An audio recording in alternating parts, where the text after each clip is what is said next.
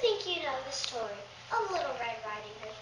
You think she's nice and sweet and carries a basket of goodies for Grandma.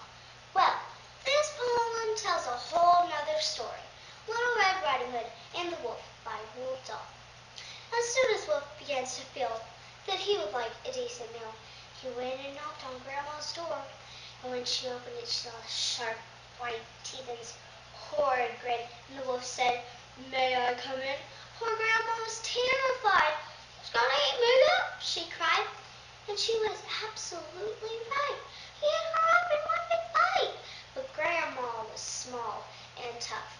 And the wolf wailed, "That's not enough. I haven't yet begun to feel that I have had a decent meal." He ran around the kitchen yelping, "I've got to have a second helping." Then added with a frightful leer, "I'm therefore going to wait right here till little Miss Riding Hood comes home from her walk in the woods." He quickly put on Grandma's clothes. Of course, he hadn't eaten those.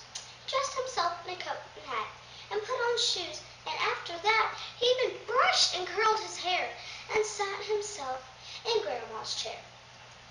In came the little girl in red. She stopped, she stared, and then she said, "What great big ears you have, Grandma."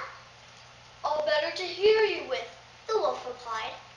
"What great big eyes you have, Grandma," said Little Red Riding Hood. "All better to see you with," the wolf replied. He sat there watching her. He thought, "I'm going to eat this child." Then Little Red Riding Hood said, "But Grandma, what lovely big furry coat you have on." "That's wrong," cried Wolf. "Have you forgot to tell me what big teeth I've got?" "Oh, well, no matter what you say, I'm going to eat you anyway." The small girl smiled. One eyelid flickered. She whipped out a pistol from her knickers. She aimed it at the creature's head and bang, bang, bang! She shot him dead. A few weeks later, in the woods, I came across Miss Riding Hood. But what a change! No cloak of red, no silly hood upon her head. She said, "Hello, and do please note my lovely furry wolfskin coat."